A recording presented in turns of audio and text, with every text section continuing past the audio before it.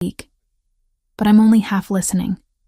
My fingers trace the condensation on my water glass, mind elsewhere, cataloging the exits, the people sitting too close, the man at the bar who glanced my way twice.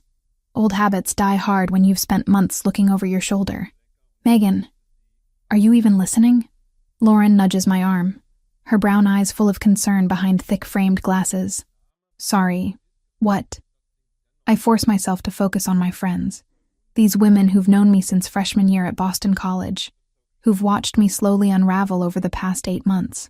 I asked if you're okay, Lauren says quietly, while Jessica flags down our server for another round of drinks. You've been jumpy all night. I want to tell them everything. About Ryan showing up at my apartment building 3 times this week. About the flowers left on my doorstep with no card. About how I changed my phone number, but he still somehow texts me from blocked numbers. Messages that alternate between loving and threatening so fast they give me whiplash. Instead, I smile and say, just tired from that translation project. The Italian real estate contract was brutal. Jessica returns her attention to us, pushing a strand of blonde hair behind her ear. You work too hard. When's the last time you did something fun? Something that wasn't sitting alone in that apartment translating legal documents? I like my work. I protest, but it sounds weak even to my own ears. The truth is, I'm afraid to go out. Afraid Ryan will be waiting. Afraid of becoming the girl who lets fear control her life, which I suppose I already am. We finish dinner around 9, and I hug both of them goodbye on the sidewalk outside the restaurant. The November air bites through my jacket, promising winter's arrival. Jessica offers to share an Uber, but I decline. My apartment is only 6 blocks away, and I refuse to let Ryan take away my ability to walk through my own neighborhood. Text us when you get home, Lauren calls as they climb into their ride. Always do, I promise, waving as they pull away. The walk starts out fine. The streets are busy with Friday night crowds, couples heading to bars, groups of friends laughing too loudly. Safety in numbers. But as I turn onto the quieter residential blocks, the familiar anxiety creeps up my spine. I pull out my phone, pretending to text, but really checking the camera app to watch behind me without obviously turning around. An old trick I learned from a self-defense blog. Nothing seems off, but that doesn't mean anything. Ryan's good at staying hidden when he wants to be. My building comes into view, a modest 4-story brick structure that's seen better decades. The streetlight out front flickers like it's considering giving up entirely. I climb the front steps, fumbling for my keys with hands that shake more than I'd like to admit. The lobby is empty, silent, except for the hum of the ancient radiator.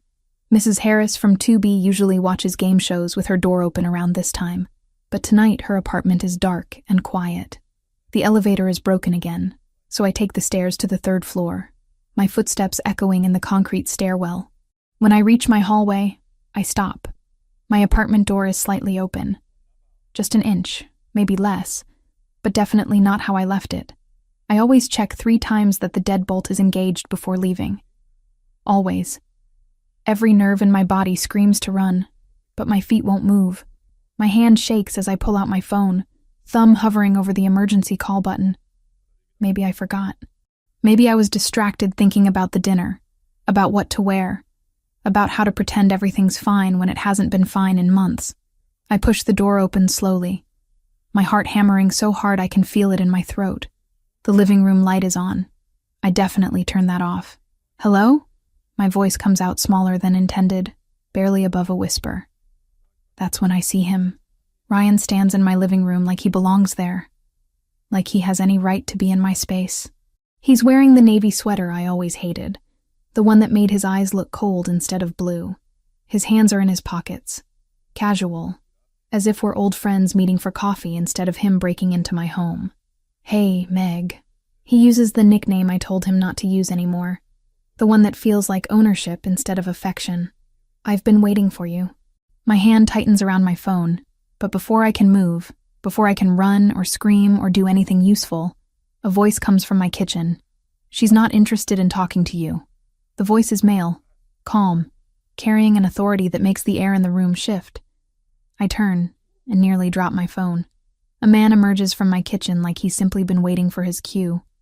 He's tall, easily over 6 feet, with the kind of build that suggests he could break someone in half if necessary. Dark hair is styled perfectly, not a strand out of place despite the late hour. His eyes are the most striking feature, a deep brown that catches the lamplight and holds it, assessing everything in a single glance. He wears a black suit that fits him so precisely it must be custom-tailored, the kind of clothing that whispers money rather than shouting it. There's something about the way he moves, economical and controlled, like violence is always an option, but rarely necessary. "Who the hell are you?" Ryan's voice cracks slightly, his casual stance evaporating. The man doesn't answer Ryan. Instead, he looks at me, and his expression softens just slightly. "Miss Collins, I apologize for the intrusion. My name is Franco Ricchetti. I've been monitoring your situation. My mind races, trying to place him, trying to understand why a stranger is in my apartment, why he knows my name, why he's standing between me and my stalker ex-boyfriend like some kind of well-dressed guardian angel." Then it clicks. Ricchetti. I've heard that name before. Whispered by the owner of Ristorante Bella Vita, the upscale Italian restaurant in the North End where I do occasional translation work. Whispered with respect, and something that might be fear. "You need to leave," Ryan says, trying to reclaim some control, but his voice wavers. "This is between me and my girlfriend." "I'm not your girlfriend," I snap, finding my voice finally. "We broke up 8 months ago, Ryan. You need to stop this." Franco takes a single step forward, and somehow that minimal movement makes Ryan take 2 steps back. The lady has made her position clear. Multiple times, from what I understand. Restraining order, change number, explicit request to be left alone. "How do you know?" Ryan starts, but Franco cuts him off with a raised hand. "I make it my business to know things, especially when they happen in my neighborhood." Franco's tone remains conversational, but there's steel underneath. "Now, you have 2 choices. You can leave peacefully through the front door, or my associate can escort you out through a less pleasant exit. I recommend the first option." For the first time, I notice another man standing in my hallway, just outside my open door. He's broader than Franco, with the unmistakable bearing of someone who's been in fights and won them. He doesn't say anything, doesn't need to. His presence is message enough. Ryan looks between Franco, the man in the hallway, and me. I can see the calculation happening behind his eyes, the same look he used to get before he'd switched tactics, trying to find the approach that would work. "Fine," he says finally, putting his hands up in mock surrender. "But this isn't over, Megan. We need to talk. You can't just—" "It's over," Franco interrupts quietly. "And if you attempt to contact Miss Collins again, through any method, you'll be having a very different conversation. With me. And I'm considerably less patient than the police have been." Ryan's face flushes red, anger finally breaking through his carefully maintained control. "You don't know who you're messing with. I have lawyers, connections." "I'm sure you do." Franco's expression doesn't change. "Leave, now." The man in the hallway steps aside just enough to create a path, and Ryan storms past, his shoulder hitting the doorframe as he goes. I hear his footsteps pounding down the stairs, then the slam of the building's front door. The silence that follows feels almost as oppressive as Ryan's presence did. Franco turns to face me fully, and I'm suddenly aware that I'm alone in my apartment with a stranger, albeit one who just removed another stranger who broke in. My hand is still gripping my phone so hard my knuckles have gone white. "I know you have questions," Franco says, his voice gentler now. "And you have every right to be frightened. But I'm not here to hurt you. I'm here because someone needs to ensure your safety, and the conventional channels have clearly failed." "How long have you been here?" I managed to ask. "In my apartment?" "About 3 hours. Your building's doorman is a friend. He called me when he saw your ex bypass the security and head upstairs. I've been aware of the situation for a few weeks now. A few weeks. He's been watching me, or having me watched, for weeks, and I had no idea. The thought should terrify me. But instead, I feel a strange mixture of violation and relief. "Why?" The question comes out as barely a whisper. "Why do you care about some random translator you don't even know?" Franco studies me for a moment, as if deciding how much to reveal. "You're not random. You've been doing excellent work for Ristorante Bella Vita. Giuseppe speaks very highly of your skills, your attention to detail. When he mentioned you seemed troubled, I looked into it. What I found concerned me. Giuseppe told you about me? I try to remember ever discussing personal matters with the restaurant owner, but I keep my work relationship strictly professional. Giuseppe noticed you looking over your shoulder, jumping at loud noises. The signs are obvious to those who know what to look for. Franco moves toward my door, giving me space. I deal in protection, Miss Collins. It's what I do, and when I see someone who needs protecting in my territory, I act. His territory. The words hang in the air, confirming what I suspected. Franco Ricchetti isn't just a concerned citizen or a friend of Giuseppe's. He's someone with power in this neighborhood, the kind of power that operates outside official channels. I should call the police, I say, but I don't move to do it. You should, Franco agrees. Though I suspect you already know how that conversation will go. Your ex-boyfriend will claim the door was unlocked, that he knocked and you invited him in, that there was a misunderstanding. No forced entry, no witnesses, just his word against yours. Again, he's right, and we both know it. I've been down this road before. The sympathetic officers taking my statement while clearly thinking I'm an overreactive ex-girlfriend. The restraining order that Ryan violates with impunity because he's careful never to leave evidence. What do you want from me? I ask finally. Nothing, Franco says. Or rather, I want you to accept help. Proper protection. Not just police reports that go nowhere, but actual security. I can't afford... I'm not asking you to pay. He reaches into his jacket, and I tense. But he only pulls out a business card. Plain white, expensive stock, with just a phone number embossed in gold. This is a professional offer, Miss Collins. Giuseppe is a business associate of mine. You provide him valuable services. Ensuring your safety ensures the continuity of that relationship. It's a lie, or at least not the whole truth. I can see it in the way he phrases it. Too formal, too careful, but I'm too tired and too shaken to push. What kind of protection? I hear myself asking. Immediate relocation to a secure location for tonight. Tomorrow we discuss longer-term solutions. Security upgrades to your apartment, monitoring, legal assistance in building a case that will actually result in consequences for your ex-boyfriend. And if I say no? Franco slides the card onto my small entry table. Then I leave, and you lock your door, and tomorrow morning you go back to looking over your shoulder. But the offer remains open. He gestures to the man still standing in my hallway. Anthony will wait outside until you decide. If you choose to accept, he'll drive you somewhere safe. If not, he'll ensure no one bothers you tonight and then leave in the morning. Just like that? Just like that. Franco walks to my door, then pauses. For what it's worth, Miss Collins, you remind me of someone I cared about. Someone who needed help but was too proud to ask for it until it was nearly too late. I failed her. I won't make that mistake again. There's genuine pain in his voice, quickly masked but present. It humanizes him, this polished, dangerous man who appeared in my kitchen like something out of a movie. Thank you, I say. Because what else is there to say? For getting rid of Ryan. For all of this. Franco inclines his head slightly. You have my number. Use it. He leaves, his footsteps quiet on the hallway carpet. Through my open door, I watch him exchange a few words with Anthony, too low for me to hear. Then he's gone, and I'm left standing in my violated apartment with a business card and a choice. I look around my living room. The same couch I've had since college, the bookshelf sagging under the weight of dictionaries and reference materials, the small desk by the window where I work. Everything familiar, everything mine, except now it feels contaminated by Ryan's presence and Franco's intervention. My phone buzzes. A text from Lauren. Home safe?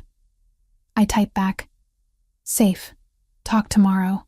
Then I pick up Franco's card, feeling the expensive weight of it, and add his number to my contacts. I don't call. Not yet. But I stand there for a long time, holding my phone, thinking about safety and pride, and how sometimes the latter is a luxury you can't afford. Finally, I walk to my door and look at Anthony, who stands at parade rest like a soldier, patient and alert. Can you really stay all night? I ask. Yes, ma'am. Mr. Ricchetti's orders. And in the morning? Whatever you decide, ma'am. I nod slowly, then close my door and engage every lock I have. I know Anthony is still out there. I know Franco Ricchetti has just inserted himself into my life in ways I don't fully understand yet. I know everything has changed in the span of an hour, but I also know that for the first time in months, I might actually sleep through the night without jerking awake at every sound. Convinced Ryan is coming back. I text Franco's number. Thank you. We should talk tomorrow. The response comes almost immediately. My office. 10 a.m. Anthony will drive you. Sleep well, Miss Collins. I set my phone down and sink onto my couch. Adrenaline finally leaving my system and exhaustion flooding in to replace it. Tomorrow I'll figure out what I've just agreed to. What Franco Ricchetti actually wants. Whether I've traded one dangerous situation for another. Tonight, I'm just grateful to be alone in my apartment, with a stranger standing guard in my hallway, and my ex-boyfriend finally gone. Morning arrives with pale sunlight filtering through my bedroom curtains. And for 3 beautiful seconds, I forget everything. Then reality crashes back. Ryan in my apartment, Franco Ricchetti materializing from my kitchen, Anthony standing guard outside my door all night. I grab my phone from the nightstand. 8:30. Franco's office at 10. I have 90 minutes to shower, dress, and convince myself this isn't the worst decision I've ever made. The apartment feels different in daylight. Less threatening, but more surreal. I peek through the peephole and find the hallway empty. Anthony must have left already, or maybe he's waiting downstairs. I unlock the door and find a note taped at eye level. Coffee and breakfast on your doorstep. Car will arrive at 9:45. True to his word, there's a thermal bag containing a still hot latte and a croissant from the French bakery 2 blocks over. The expensive one I only go to on special occasions. I bring it inside, lock the door again, and eat standing at my kitchen counter, too wired to sit. My phone buzzes. Sarah, my older sister, calling from Boston. Hey, I answer, trying to sound normal. You sound weird. What's wrong? Sarah has a 6th sense for my moods, honed over 30 years of sisterhood. Nothing's wrong exactly, just a weird night. Define weird. I consider lying, but Sarah will find out eventually. She always does. Ryan broke into my apartment. He what? Her voice jumps an octave. Megan, did you call the police? Are you okay? Do you need me to drive down there? I'm fine, he's gone. And I had help. What kind of help? I explain about Franco, keeping the details vague, emphasizing the connection to my translation work, and downplaying the obvious criminal undertones. Sarah listens without interrupting, which means she's either too shocked to speak or formulating a very long lecture. Let me get this straight, she says finally. A mob boss you've never met was waiting in your apartment and scared off Ryan? I don't know if he's actually... Megan, come on. Ricchetti? That's not exactly a name you find in the phone book under legitimate businessmen. He was very professional, I say defensively, which sounds ridiculous even to my ears. Sarah sighs. I'm not saying I'm not grateful someone got Ryan out of there. But this man, Franco, he's going to want something in return. That's how these things work. He said he just wants to help. Right. And I'm sure he's got a nice bridge to sell you too. But her voice softens. Just be careful, okay? Call me after this meeting. And Megan, if anything feels wrong, anything at all, you get out of there. I promise. We hang up, and I shower quickly, washing away the lingering unease from last night. I dress in black pants and a cream blouse, professional, but not trying too hard. My reflection in the mirror looks tired, dark circles under my green eyes that concealer can only partially hide. The buzzer sounds at exactly 9:45. I grab my purse and head downstairs, where a black sedan waits at the curb. Anthony stands beside it, wearing the same dark suit, or possibly an identical one.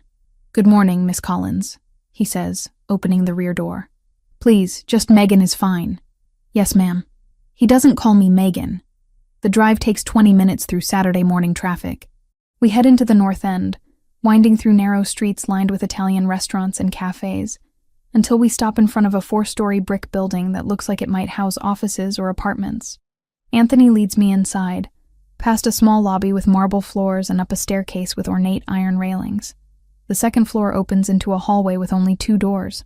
Anthony knocks on the one marked private, then opens it and gestures for me to enter. Franco's office isn't what I expected.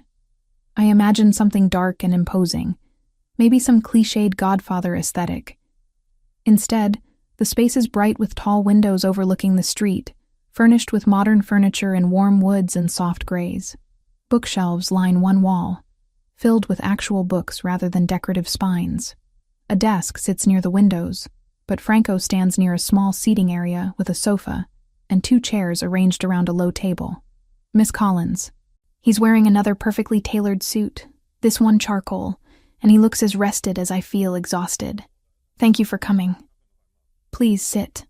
I take one of the chairs, setting my purse on the floor beside me. Franco sits on the sofa across from me, close enough for comfortable conversation, but not invasively so. How did you sleep? He asks. Better than I have in months, actually. Good. Coffee? He gestures to a service tray I hadn't noticed on the table, complete with an espresso machine that looks like it belongs in a high-end cafe. I'm okay, thank you. I had the one Anthony left. He's efficient. Franco pours himself a small cup of espresso. Now, let's discuss your situation honestly. No sugarcoating, no games. Agreed? Agreed. He takes a sip before continuing. Ryan Bennett, 29, works in pharmaceutical sales. You dated for 11 months, broke up 8 months ago after his behavior became increasingly controlling. He's contacted you over 200 times since then, through various methods: calls, texts, emails, social media. You've filed 2 police reports and obtained a restraining order, which he's violated at least 6 times that you can prove. The casual recitation of facts I've never told him makes my skin prickle. You've been thorough. It's what I do. Ryan has a pattern, Miss Collins. You're the 3rd woman he's done this to. The first one moved to California to get away from him. The second one married someone else and he finally backed off, but not before slashing her tires twice. Jesus. I knew Ryan was obsessed, but hearing the pattern laid out like this makes it worse somehow. The police won't help, because he's clever about staying just inside the line of legal harassment. The courts won't do anything because violations of restraining orders are misdemeanors at best. So you're trapped in a cycle that only ends one of 3 ways. You leave the city, he finds someone new to fixate on, or something escalates to violence. Or I accept your help. I say quietly. Which is option 4? Which is option 4? Franco sets down his cup. Here's what I'm offering. Temporarily, you move to a secure apartment I own 3 blocks from your current place. It's furnished, has better security, and will give you peace of mind while we work on permanent solutions. What permanent solutions? Security upgrades to your actual apartment so you can return safely. Legal assistance in building a stalking case that carries real consequences. And surveillance on Ryan that will document his behavior in ways that hold up in court. It sounds too good to be true, which means it probably is. And what do you want in return? Franco leans back slightly, considering. Honesty. I told you last night that Giuseppe speaks highly of your work. That's true. I also told you that you remind me of someone. That's also true. He pauses. My brother's wife, Lucia. She had a stalker years ago. We didn't take it seriously at first. Thought it would blow over. By the time we realized how dangerous he was, it was too late. She survived, but barely. My brother didn't. The pain in his voice is genuine, unguarded for just a moment. I'm sorry. It was 2 years ago. Their son, Carlo, lives with me now. He's 6. Franco's expression softens when he mentions the child. What I want in return, Miss Collins, is to not fail someone again. I want to use resources I have to solve a problem the system can't or won't solve. That's all. But you run a criminal organization. I say it directly. Need to hear his response. I run several businesses, some of which operate outside legal frameworks. I don't deal drugs. I don't traffic people. I don't hurt anyone who doesn't hurt my family or territory first. He meets my eyes steadily. I'm not asking you to approve of everything I do. I'm asking you to accept help that's freely given. Nothing's free. Fair point. Call it payment for services rendered then. Your translations for Giuseppe are excellent. This is a retention bonus to ensure continued quality work. It's a face-saving excuse, and we both know it. but I appreciate the offer. I think about Ryan's face last night, the cold calculation in his eyes.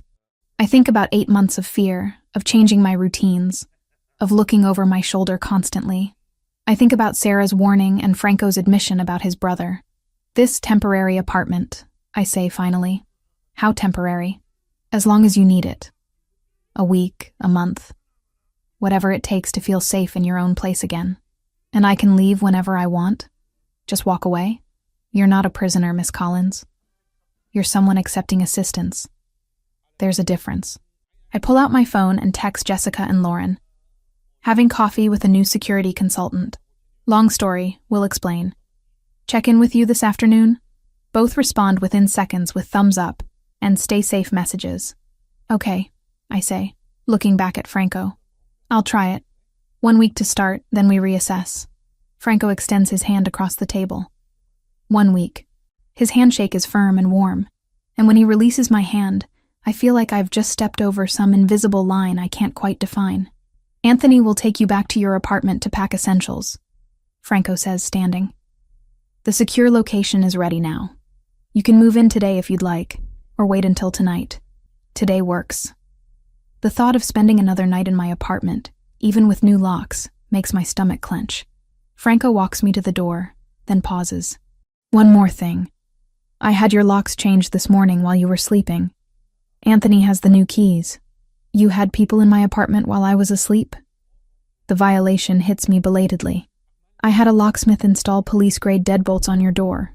Your windows were also reinforced. I understand it feels invasive, but Ryan proved last night that your previous security was inadequate. He's right, but that doesn't make it feel less like an overreach. Still, new locks are better than old ones Ryan somehow bypassed. Thank you, I manage. You're welcome. And Miss Collins? This arrangement only works if you communicate. If something bothers you, tell me. If you need something, ask. If you want to leave, say so. Understood? Understood. Anthony drives me back to my apartment, waiting patiently while I pack a suitcase with clothes, toiletries, my laptop, and work materials. The new locks are impressive, solid, and gleaming. The windows have some kind of film on them now, barely visible but definitely different. I text Sarah. Packing some things. Staying in a safer place for a bit. Call you tonight with details. Her response is immediate. You better. Love you. Be smart. The secure apartment is exactly 3 blocks away, as Franco promised, in a building that looks nearly identical to mine from the outside. Inside, it's a different story. The hallway is well lit and clearly maintained, with cameras in corners and a security panel by the elevator. Anthony uses a key card to access the 3rd floor, then unlocks apartment 3B. This is yours for now, he says, handing me the card and keys. My number's programmed in the phone by the door. Any problems? Any time? You call. The apartment is bigger than mine, with a living room, full kitchen, bedroom, and bathroom that looks recently renovated. It's furnished in the same understated style as Franco's office. Comfortable but not ostentatious. A basket on the kitchen counter holds fruit, bread, and other basics. The fridge is stocked, Anthony says. If you need anything else, let me know. I'll be downstairs for a few hours. Then Mr. Ricchetti wants me to check on your building, make sure everything's secure. After he leaves, I wander through the apartment, touching furniture, opening cabinets, trying to make it feel real. Sunlight streams through windows that face a quiet side street. There's even a small desk set up in the corner of the bedroom, perfect for work. I unpack methodically, hanging clothes in the closet, setting up my laptop, arranging toiletries in the bathroom, making this temporary space mine, at least for now. My phone rings. Lauren this time. So? She says without preamble. Security consultant? It's complicated. Jessica and I want details. Lunch tomorrow? Yeah, that would be good actually. I need to talk to both of you. We'll come to you. Text us the address. After we hang up, I stand at the window, watching people walk past on the street below. Normal people doing normal Saturday things, completely unaware of the strange parallel world I've just entered. Franco Ricchetti has inserted himself into my life with smooth efficiency, providing solutions before I even fully understood the problems. Part of me wants to be grateful. Part of me wants to run. But the biggest part, the part that's been terrified for 8 months, the part that barely slept for fear of Ryan showing up again, that part just feels relieved. I pull out my phone and text Franco. Settled in. Thank you for everything. His response comes quickly. You're welcome. Rest. We'll talk Monday about next steps. I sink onto the sofa, exhaustion finally catching up with me. In the space of 12 hours, my entire situation has transformed. I have a powerful protector, a secure place to stay, and the first real hope I've felt since Ryan refused to accept our breakup. But I also have questions. About Franco's true motives, about what he expects long-term, about whether I've solved one problem by creating another. For now, though, I'm too tired to analyze. I'm just grateful to feel safe, even if that safety comes with complications I don't yet understand. 7 days pass in a strange rhythm that's both unsettling and oddly comforting. I work from the secure apartment, translating documents for my regular clients, maintaining the semblance of normal life. But Franco Ricchetti has become a daily presence, checking in each evening around 6. Always polite, always keeping just enough distance to avoid feeling invasive. Tonight marks 1 week exactly since Ryan broke into my apartment. Franco arrives precisely on schedule, carrying takeout from a Thai restaurant I mentioned liking during one of our conversations. He's traded his usual suit for dark slacks and a black sweater that makes him look less intimidating and somehow more real. I thought you might be tired of cooking, he says, setting the bag on my kitchen counter. I was actually about to order pizza for the 3rd time this week. So yes, thank you. I grab plates from the cabinet, movements becoming familiar in this space that's starting to feel less temporary. We eat at the small dining table, and the conversation flows easier than it did at the beginning of the week. Franco asks about my translation work, seems genuinely interested when I explain the nuances of translating legal Italian versus conversational Italian. I ask about his businesses, and he's surprisingly forthcoming about the legitimate ones. The restaurant, a construction company, real estate holdings throughout the North End. My grandfather came here from Sicily in 1952, Franco says, twirling pad thai onto his fork. Started with nothing. Built a life through hard work and some less legal opportunities. By the time my father took over, we'd diversified. More legitimate enterprises, less street-level operation. And you're continuing that transition, I observe. Trying to. The world changes. Organizations that don't adapt die. He pauses. My brother understood that better than I did. He was the one who wanted Carlo to grow up in a different world than we did. It's the first time Franco's mentioned his brother voluntarily. What was his name? Matteo. He was 3 years younger, smarter, kinder. Everything I should have been. The grief in Franco's voice is raw. He married Lucia when they were both 23.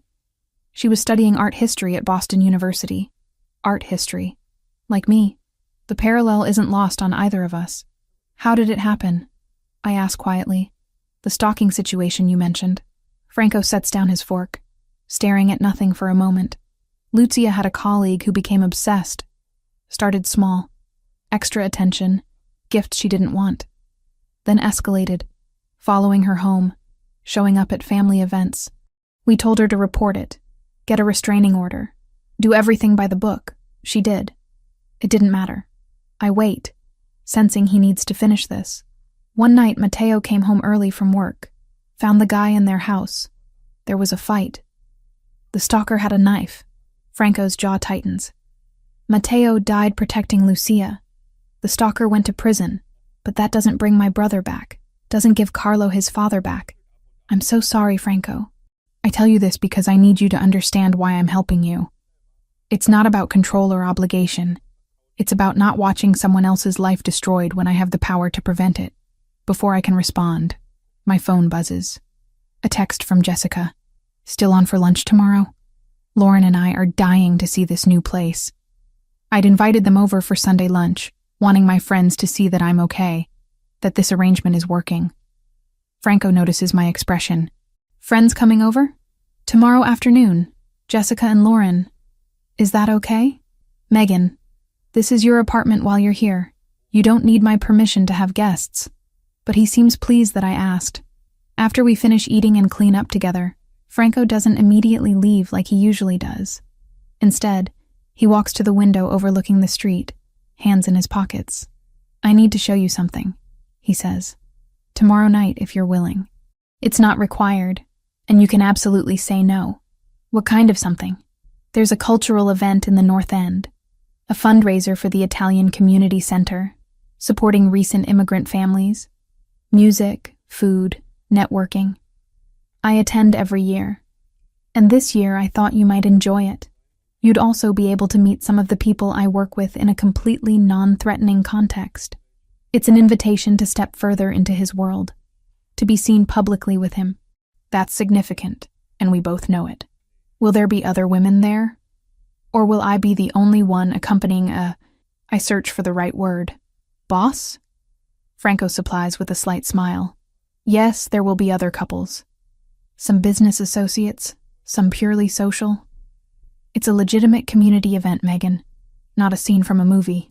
"Then yes, I'd like to go." "Good." He turns from the window. "We'll leave at 7. Dress however you're comfortable, though it tends toward semi-formal." After Franco leaves, I call Sarah as promised. We've been talking daily since the situation with Ryan, and she's been cautiously supportive of the arrangement with Franco. "So he's bringing you to a community event," Sarah says. "That's big, Meg. That's introducing you to his world." "I know. Is that a bad thing?" "I don't know. How do you feel about him?" The question catches me off guard because I haven't let myself fully examine the answer. He's been nothing but respectful. Kind, even. He listens when I talk, remembers details. Yesterday, he had someone bring me a specific brand of tea I mentioned liking once. "And he's gorgeous and powerful and saving you from your psycho ex," Sarah adds. Classic recipe for confusing gratitude with attraction. I'm aware of that possibility. "But you're attracted anyway."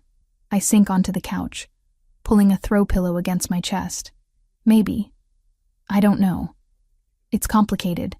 Everything about this situation is complicated, Megan. Just be careful, okay? Guard your heart at least as much as he's guarding your safety." Sunday morning, I make a quick supervised visit to my original apartment to pick up a few more clothes. Anthony drives me, waits while I go inside. The new locks and window reinforcements are impressive, and knowing Franco had this done makes me feel both protected and aware of how much power he's wielding on my behalf. I find a deep burgundy dress that hits just below the knee, elegant, but not overly formal, perfect for tomorrow night's event. As I'm packing it, I notice an envelope slipped under my door. My blood runs cold until I open it and find a note from Mrs. Harris, my elderly neighbor, asking if I'm okay and mentioning she hasn't seen me in days. I knock on her door and spend 20 minutes assuring her I'm fine, just staying with a friend temporarily for safety reasons. She doesn't pry, just pats my hand and makes me promise to be careful. The normalcy of the interaction, the reminder that my regular life still exists outside this strange bubble, grounds me. Jessica and Lauren arrive at the secure apartment at noon, bearing wine and skeptical expressions.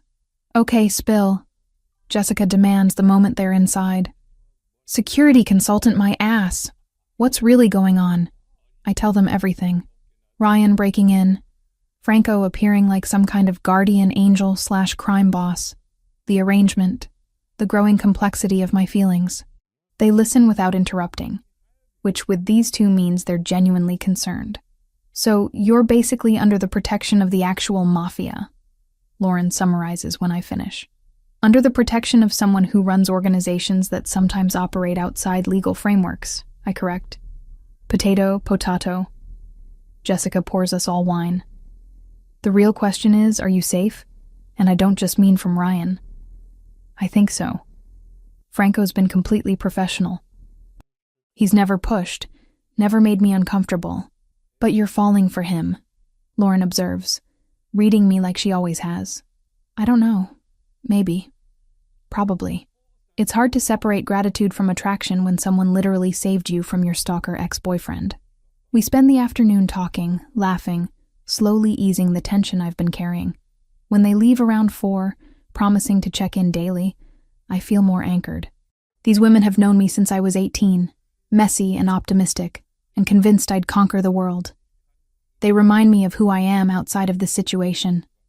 Monday morning, Franco texts asking if I'd like to visit my original apartment again, this time to do a walkthrough of the completed security upgrades. We meet there at 10, and I'm impressed by the thoroughness. New locks, reinforced windows, a security camera covering the hallway entrance, a panic button installed by the door. This must have cost a fortune, I say, running my fingers over the smooth metal of the deadbolt. Consider it an investment in a valuable translator's continued availability, Franco replies, but there's warmth in his eyes that has nothing to do with business. When can I move back? Whenever you feel ready. There's no rush, but the space is secure now if you want to return.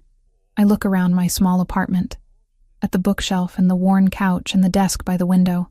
Mine, but now marked by Ryan's intrusion and Franco's protection. Not yet. Maybe another week at the secure location. Is that okay? Take all the time you need. That evening, we walk through the North End, Franco pointing out landmarks, telling stories about the neighborhood's history. We stop at a small cafe where the owner greets Franco like family, insists on making us espresso himself. The old man's eyes twinkle when he looks at me, clearly jumping to conclusions about my presence with Franco. We end up on a bench in a small park, watching children play while their parents chat in Italian. The autumn air is crisp but not cold yet, and for a moment, everything feels almost normal. Tomorrow night, Franco says. The fundraiser. I should probably mention that people will make assumptions about us, about what you are to me. And what am I to you? The question comes out braver than I feel. Franco turns to look at me directly, those dark eyes intense and honest. Right now? Someone I'm protecting. Someone I enjoy spending time with. Someone who reminds me that there's more to life than obligation and control. And tomorrow night, what will they think I am? Someone important to me. Someone under my protection, which in my world means something specific. It means you're not to be touched, not to be threatened, not to be disrespected. Like family, he agrees. Or something that could become more than that, if we both wanted it to. The admission hangs between us, honest and terrifying and thrilling all at once. I don't know what I want yet, I tell him truthfully. Everything's happened so fast. A week ago I was just trying to survive Ryan. Now I'm considering attending a North End social event with a man who runs a criminal organization. I appreciate the honesty. Franco stands, offering me his hand. No pressure, Megan. We move at whatever pace you need. Tomorrow is just an event. Nothing more unless you want it to be. I take his hand, let him pull me to my feet. His grip is warm and steady, and he doesn't immediately let go. Tomorrow at 7, I confirm. I'll pick you up at 7. As we walk back through the neighborhood, past restaurants filling with dinner crowds and shops closing for the night, I realize how much has changed. A week ago, I was terrified, isolated, alone. Now I have protection, yes, but also something else. Connection, possibility, the dangerous beginning of feelings I'm not sure I should have. Franco walks me to the door of the secure apartment building, ever the gentleman. Before I go inside, he catches my hand gently. Thank you, he says simply. For what? For trusting me, for giving this a chance, for not running when you probably should have. His thumb brushes across my knuckles, a gesture so tender it makes my breath catch. Sleep well, Megan. I watch him walk away, disappearing around the corner toward wherever he parks his car. Then I head upstairs, unlock the apartment, and stand in the middle of the living room, heart beating faster than it should. Tomorrow I'll meet his world. Tomorrow I'll take another step into something I don't fully understand. But tonight, alone in this secure space he's provided, I let myself acknowledge what I've been avoiding. I'm not just grateful to Franco Ricchetti. I'm drawn to him in ways that have nothing to do with protection and everything to do with the careful way he handles my fears, the intelligence in his conversation, the glimpses of pain and humanity beneath his controlled exterior. It's too soon. It's too complicated. It's probably a terrible idea, but that doesn't make it any less true. The burgundy dress fits perfectly, hugging my waist before flowing to just below my knees. I've curled my hair into soft waves, and applied makeup more carefully than I have in months. When I look in the mirror, I barely recognize myself, not because I look so different, but because I look alive again. Not haunted, not scared, just a woman getting ready for an event with someone who makes her feel safe. Franco arrives at exactly 7, and the look on his face when I open the door makes all the effort worthwhile.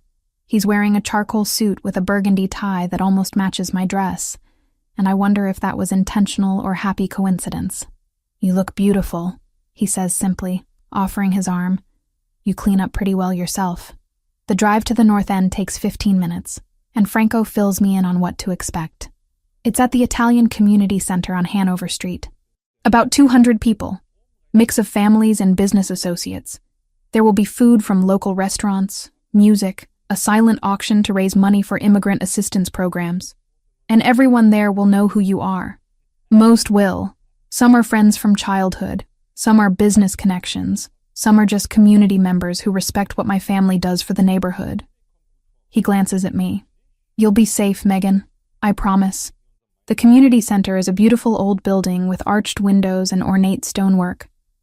Inside, it's been transformed with white lights strung across the ceiling, round tables covered in white linens, and a small stage where a quartet plays Italian standards. The room buzzes with conversation in English and Italian, the air rich with the scent of garlic and basil and fresh bread. Heads turn when we enter. Not obviously, but I feel the shift, the awareness rippling through the crowd. Franco keeps his hand at the small of my back, proprietary but gentle, guiding me through clusters of people toward the bar. "Champagne?" he asks. "Please." While he orders drinks, I scan the room. The attendees are exactly as Franco described. Families with children, older couples who look like they've known each other for decades, younger professionals networking. Nothing sinister, just a community gathering. But I also notice the way certain men nod to Franco with particular respect, the way their wives assess me with keen interest. Franco hands me a glass and introduces me to the first group. "Giuseppe, Carla, this is Megan Collins. She's the translator I mentioned, the one who's been doing such excellent work for the restaurant." Giuseppe, the owner of Ristorante Bella Vita, greets me warmly. His wife Carla is a tiny woman with sharp eyes and a warm smile. "So you're the one," she says in lightly accented English. "Giuseppe has been singing your praises for months. Says you understand the soul of the language, not just the words." "That's kind of him," I manage, flushing slightly. "And now Franco has good taste as well as good business sense," Carla adds, her eyes twinkling. The implication is clear and completely intentional. We move through the room, Franco introducing me to what feels like half of Boston's Italian community. There's Antonio Bellini, who owns a construction company, Maria and Thomas Santoro, who run a nonprofit helping recent immigrants navigate legal and social services, Dr. Lucia Costa, who operates a clinic in the neighborhood. Each introduction comes with Franco's hand remaining at my back. Each conversation includes careful assessment from his associates. I'm not naive. These people are trying to figure out who I am to Franco, what my presence here means. Some glances are curious, others calculating. But no one is rude, and most seem genuinely welcoming once they realize I can hold basic conversations in Italian. "Your Italian is excellent," Maria Santoro comments after we discuss the challenges of medical translation. "Where did you study?" "Boston University for my degree, then a semester in Florence. I've been keeping up with it ever since through work and personal interest." "Florence is beautiful," she says with genuine warmth. "My family is from Tuscany originally. You must miss it. Every day, I admit, and it's true. Those 6 months in Italy remain some of the happiest of my life." Franco excuses us to get food from the buffet, which is overflowing with catered dishes from North End restaurants. Fresh mozzarella and tomatoes, pasta in half a dozen styles, roasted vegetables, grilled meats, and desserts that make my mouth water just looking at them. We find seats at a table with 2 other couples. Franco introduces them as lifelong friends, people he grew up with in the neighborhood. The conversation flows easily, touching on local politics, community issues, upcoming holidays. It's so normal that I almost forget Franco's other life, the part that operates in shadows and unspoken agreements. Then someone mentions a recent dispute between two restaurant owners that was resolved amicably, and one of the men glances at Franco with unmistakable gratitude. Franco just nods once, and the subject changes. The exchange lasts maybe 5 seconds, but it's a reminder. These people respect Franco not just as a community member, but as someone who wields real power. After dinner, the music shifts to something more upbeat, and couples begin dancing. Franco stands and offers his hand. "I should warn you, I'm not a great dancer," I say. "Neither am I, but we'll survive." On the dance floor, he pulls me close but not uncomfortably so, one hand at my waist, the other holding mine. We sway more than actually dance, moving to the rhythm of a classic Italian love song I half recognize. "Thank you for coming tonight," Franco says quietly. "I know it's not easy, being on display like this. It's not as bad as I thought it would be. Everyone's been nice. They're good people. Most of them anyway. They take care of their own, protect their community. It's why I do what I do." I look up at him, this complicated man who's inserted himself into my life so completely.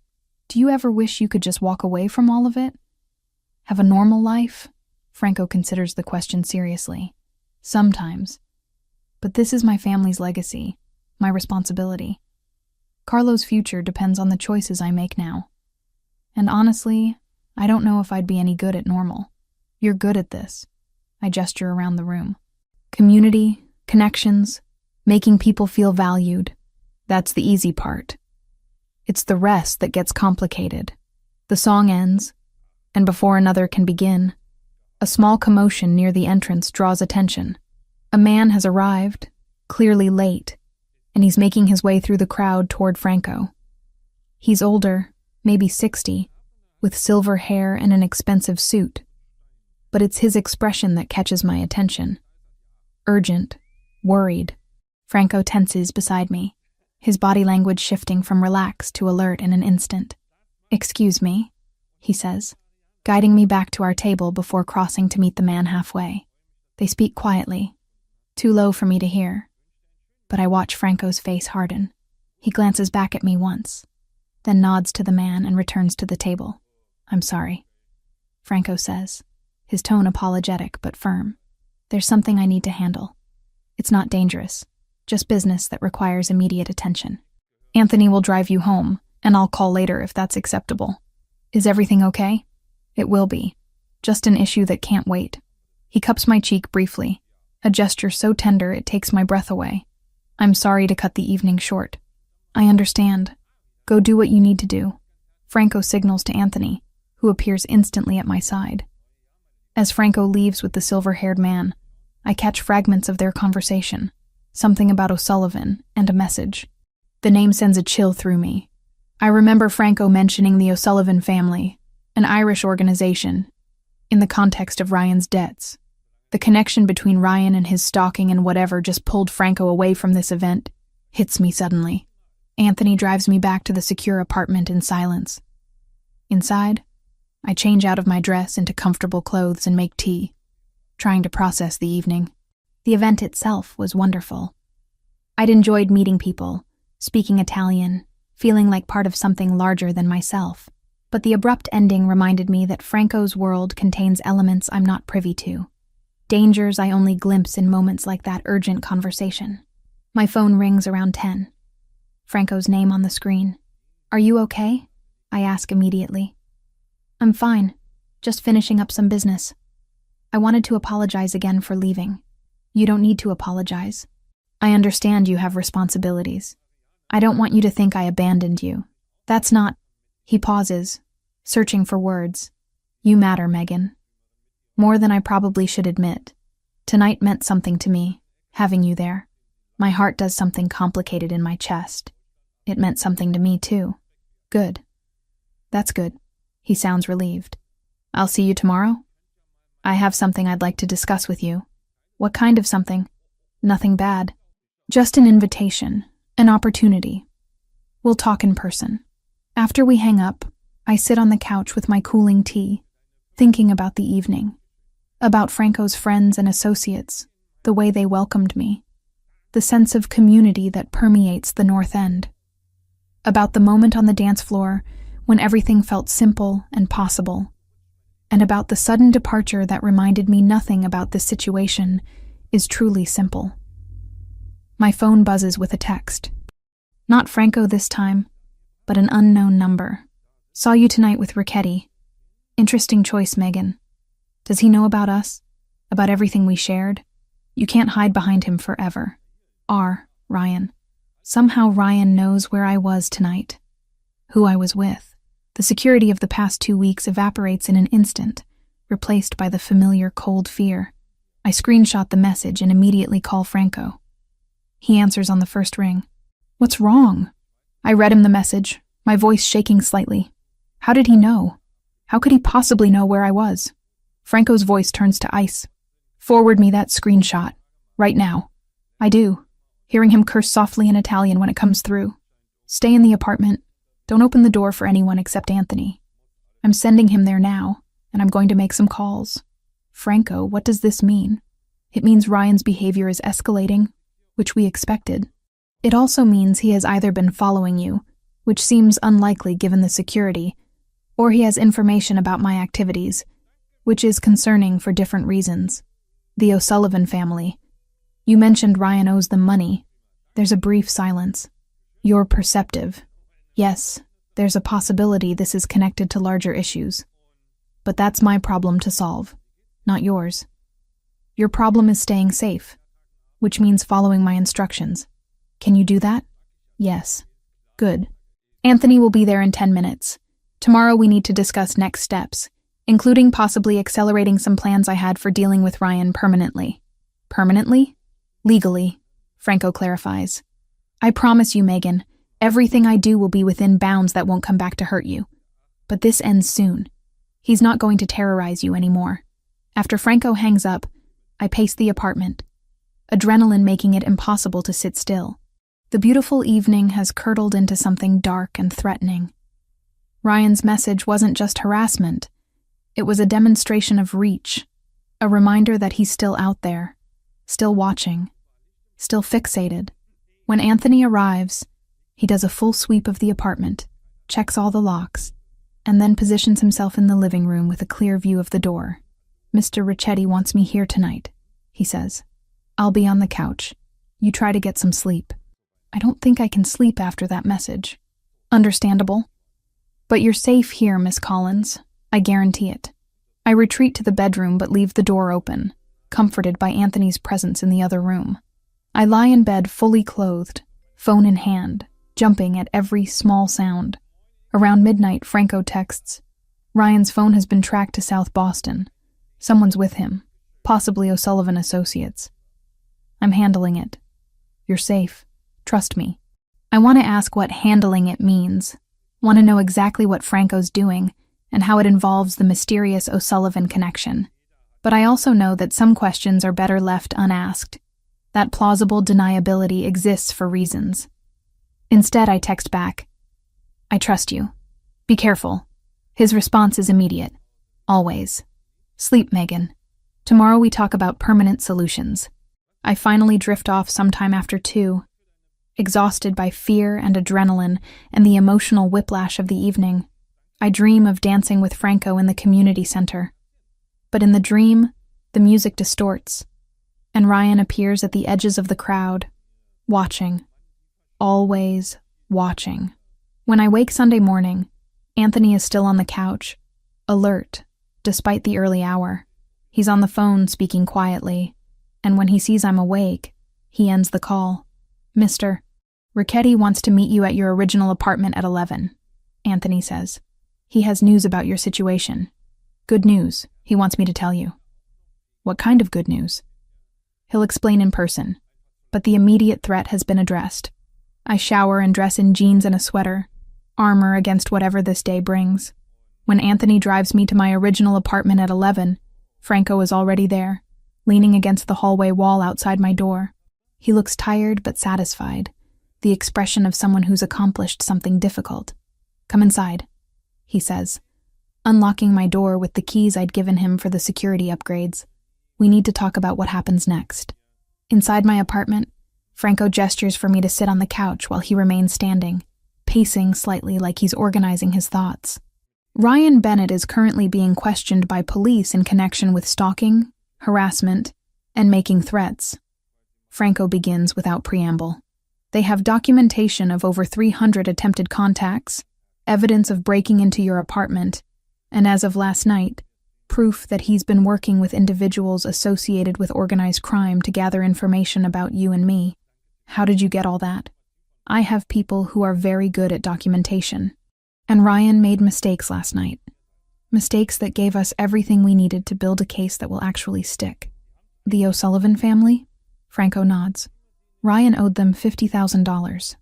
They offered to forgive the debt in exchange for information about me, specifically about people I care about who might be used as leverage. You became that person when you appeared with me last night. The implications make me cold. They were planning to use me against you. They were considering it. But that situation has been resolved. His tone suggests I shouldn't ask how. What matters is that Ryan's association with them, his attempts to gather intelligence, and his continued harassment of you after multiple warnings now constitute a pattern that the legal system can't ignore. So he'll be arrested? He's being arrested as we speak. The charges are serious, Megan. Federal stalking charges, conspiracy, violating restraining orders. He's looking at real prison time, not just probation or fines. Relief floods through me, so intense I feel dizzy. It's really over? Franco sits beside me on the couch, taking my hand. It's really over. Ryan won't be able to contact you from jail, and by the time he gets out, if he gets out anytime soon, you'll have moved on with your life completely. I realize I'm crying, tears of relief streaming down my face. Franco pulls me against his chest, holding me while I shake with the release of months of accumulated fear. Thank you, I whisper against his suit jacket. Thank you for ending this. You're welcome. But Megan, we need to talk about what this means. About us. I pull back to look at him, wiping tears from my cheeks. What do you mean? Last night, before Ryan's message, I was going to ask if you'd consider extending our arrangement. Not just the security, but getting to know each other properly. Dating, if you want to use conventional terms. My heart races for entirely different reasons now. You want to date me? I want to spend time with you without the excuse of protection. I want to take you to dinner, to cultural events, to simple walks through the city. I want to see if this thing between us, this connection I feel, is real or just circumstantial. And if it's real, Franco's smile is genuine and slightly uncertain. A rare vulnerability. Then we figure out what that means together. No pressure, no obligations. Just two people seeing where things might go. I think about the past 2 weeks. The fear, yes, but also the moments of connection. The conversations that ran late into the evening. The sense of being seen and valued in ways I'd forgotten were possible. I'd like that, I say. But Franco, I need honesty. About your world, about the risks, about what being with you really means. You have it. Complete honesty, even when the truth is complicated. He squeezes my hand. I can't promise you a simple life, Megan, but I can promise you'll always be safe, always be respected, and always have the choice to walk away if it becomes too much. Then yes, let's try this. Let's see what we are outside of crisis and protection. Franco leans in slowly, giving me time to pull away, and kisses me. It's gentle and searching, a question and an answer all at once. When we break apart, we're both smiling. So what happens now? I ask. Now you decide. Do you want to move back here? Or stay at the secure apartment while we date like normal people? Do you want to keep translating for Giuseppe? Or would you like to take on additional work with my legitimate businesses? Do you want to meet Carlo? Or is that too fast? The future spreads out before me, full of possibility instead of fear. For the first time in months, I can breathe freely. Let's start slow, I say. Dinner this week, just the two of us. Then we'll figure out the rest. Dinner sounds perfect. 3 weeks into this strange new reality, and I wake to the sound of Franco's voice drifting through the apartment. He's on the phone in the kitchen, speaking rapid Italian that I'm beginning to understand more naturally. Something about debts, territories, negotiations. The words wash over me as I stretch beneath sheets that smell faintly of his cologne, a scent I've grown dangerously accustomed to. When I emerge, He's already dressed in one of those impeccable charcoal suits, but his expression carries weight I haven't seen before. He ends the call the moment he sees me. "Coffee?" he offers, already pouring. "What happened?" I ask, accepting the mug. The ceramic warms my palms. Franco leans against the counter, and for a moment he looks every bit the dangerous man I know he is. My investigator confirmed everything.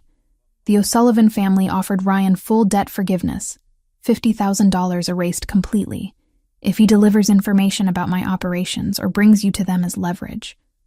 The coffee suddenly tastes bitter. Me specifically? You specifically. His jaw tightens. They know you matter to me. That makes you valuable. I should feel afraid. Instead, anger sparks hot in my chest. So what do? He raises an eyebrow, something almost like pride flickering across his features. I'm meeting with the O'Sullivan leadership today, making it abundantly clear that you're under permanent protection of the Richetti family. Untouchable.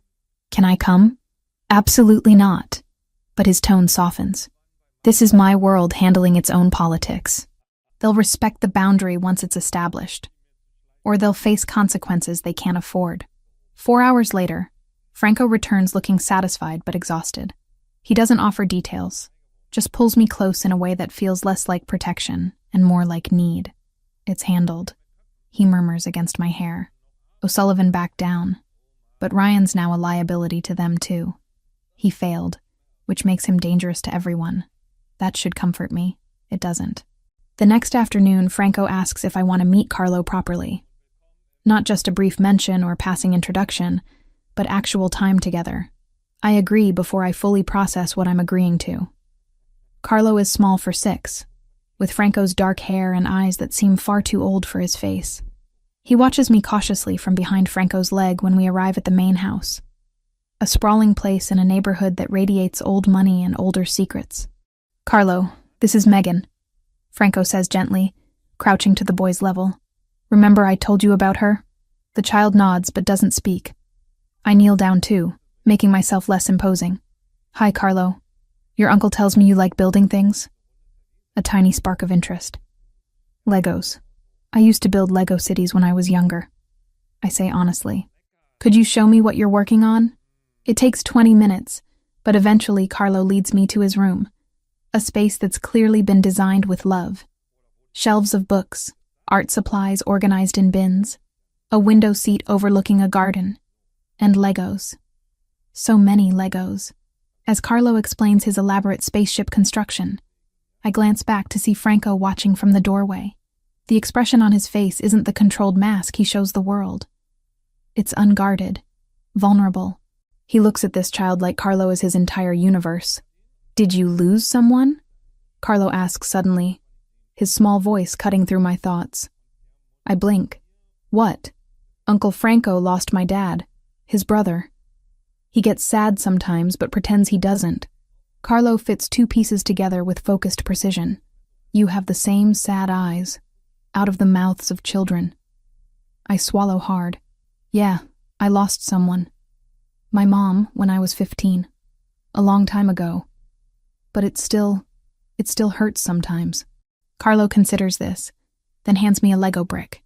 "You can help build the engine room." We spend 2 hours constructing spaceships and talking about everything and nothing. Carlo tells me about school, his favorite teacher, how Anthony lets him sit in the front seat sometimes, but only in the driveway. He tells me Franco reads to him every night, even when he's busy, and that his uncle makes the best pancakes but terrible grilled cheese. When Franco finally says it's time for Carlo's homework, the boy hugs me without hesitation. Small arms wrap around my waist, trusting and warm. "Can Megan come back?" he asks Franco. "If she wants to," Franco says, looking at me. "I want to," I hear myself say. That evening, Franco takes me to a restaurant I recognize, upscale Italian, the kind with tablecloths that cost more than my monthly grocery budget. But we're not here to eat. We're here because 3 men in expensive suits are waiting at a corner table. "Associates," Franco murmurs as we approach. "People I trust with my life, and I'm trusting them with yours." The introductions are formal. Luca, older with silver threading his temples. Marcus, younger but with eyes that miss nothing. Sal, somewhere in between, with a handshake that's firm but not aggressive. "Gentlemen, this is Megan Collins," Franco says, his hand resting at the small of my back. "She's important to me, permanently." The word choice is deliberate. I feel it in the way the three men's expressions shift, recognition settling in. "Pleasure to meet you properly, Ms. Collins," Luca says smoothly. "Franco's told us about your work as a translator. Impressive credentials." We talk business, surprisingly.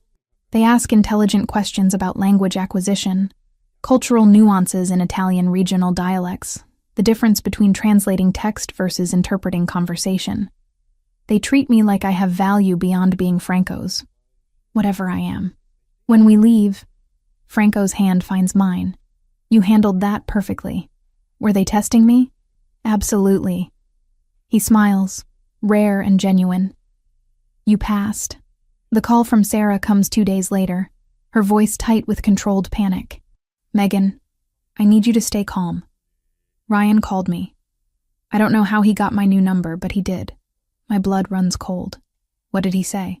"That he knows I'm your sister, that he just wants to talk to you, that he's worried about you being manipulated by dangerous people."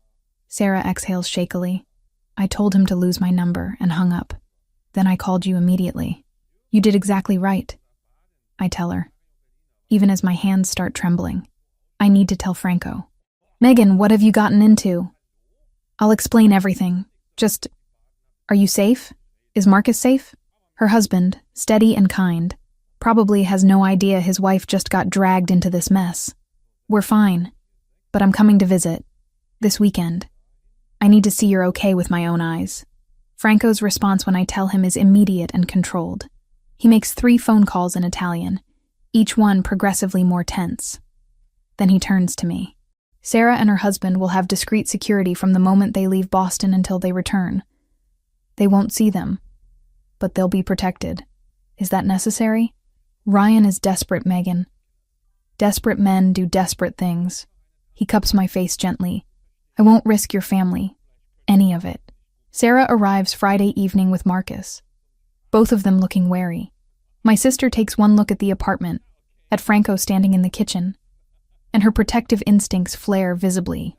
But Franco disarms her systematically. He's respectful, calling her Ms. Collins, until she insists on Sarah. He asks about Marcus's work as an architect, engages in genuine conversation about structural engineering. He cooks dinner, pasta carbonara that makes Sarah grudgingly admit it's the best she's ever had. "So," Sarah says finally, wine glass in hand, "you're the Mafia boss protecting my little sister." "Sarah!" I protest. But Franco doesn't flinch. "I am, and I understand your concerns. If I were in your position, I'd have many questions. Just one, actually." Sarah leans forward. "Do you care about her? Really care? Not just as a responsibility or whatever this started as?" Franco looks at me, and everything he hasn't said out loud lives in that gaze. More than I thought I was capable of caring about anyone except Carlo. The honesty of it steals my breath. Sarah studies him for a long moment, then nods slowly. "Okay. But I'm calling once a week, Megan. Non-negotiable. Deal," I whisper. That night, after Sarah and Marcus are settled in the guest room, Franco and I stand on the apartment balcony. The city sprawls below us, lights like scattered diamonds. "Thank you," I say quietly, "for how you handled tonight, for protecting Sarah. She's your family. That makes her my responsibility too." I turn to face him fully. 3 weeks ago, this man was a stranger. Now everything feels too intense, too fast, but also inevitable, like gravity. "Franco, He kisses me before I finish, and it's different from the brief kiss in the kitchen days ago. This is deliberate, consuming. A question and answer all at once. His hands frame my face like I'm something precious, and I lean into it, into him, letting myself fall completely. When we break apart, his forehead rests against mine. "Tell me this is what you want. Not because you need protection, not because you're grateful, because you want this. Want me. I want this." I breathe. "I want you." It terrifies me, but I want it. Good, he murmurs. Because I'm not letting you go. Later, much later, I lie in Franco's bed with his arm around me, his breathing deep and even in sleep. My phone glows with a text from Sarah. He really loves you. I can see it. Be careful, but I think you'll be okay. I close my eyes, feeling the steady rhythm of Franco's heartbeat against my back, and let myself believe it. 4 weeks into this nightmare, and the call comes at 6 a.m. Franco's phone buzzes against the nightstand, pulling us both from sleep. I watch his face shift from peaceful to stone-hard in seconds as he answers in clipped Italian. When he hangs up, his knuckles are white against the phone. Ryan tried to get to Carlo at school yesterday. Security stopped him, but he escaped before police arrived. The words hit me like ice water. Not Carlo. Anyone but that innocent child who builds Lego spaceships and asks questions about sadness, with eyes too knowing for 6 years old. Where is he now? I ask, already moving to get dressed. Home. Safe. But we're going into full lockdown until this ends. Franco's voice carries an edge I haven't heard before. Not anger, but something colder, more dangerous. Everyone under protection stays in secured locations. No exceptions. Within hours, Carlo arrives at the apartment with Anthony and 2 other guards I don't recognize. The boy's face is pale, confused, clutching a backpack decorated with cartoon characters that seem obscenely cheerful given the circumstances. When he sees me, he runs over and wraps his arms around my waist without hesitation. Megan, why can't I go to school? He asks, voice small. I kneel down, meeting his eyes. Just for a little while, buddy. Your uncle wants to make sure you're extra safe right now. Because of the bad man? Children see more than we give them credit for. Yeah, because of the bad man. But you're safe here with us, okay? I promise. Franco watches this exchange, jaw tight. Later, when Carlo's occupied with his toys in the living room, Franco pulls me aside. I need you to stay here too. Don't leave this building for any reason. No. The word comes out firmer than I intend. I'm not sitting here doing nothing while Ryan escalates. I can help, Franco. Let me help. This isn't a negotiation. Yes, it is. I step closer, refusing to back down. I have skills you need. I speak Italian. I can interpret communications your team intercepts. Ryan's working with O'Sullivan's people, and some of them use Italian in their operations. You told me that yourself. Franco studies me, conflict playing across his features, protection versus partnership, control versus trust. If I let you do this, he says slowly, you follow every security protocol. No arguments, no exceptions. Deal. The work starts immediately. Franco's tech specialist, a thin man named David who rarely makes eye contact, sets up equipment in the study. Intercepted phone calls, text messages, email fragments, all flowing through from various sources within Franco's network. Some of it's in English, but crucial pieces are in Italian, often deliberately obscure. I spend hours listening to recordings, translating coded phrases. The package arrives Thursday actually means weapons shipment. Meeting the cousins for dinner refers to a sit-down with rival family members.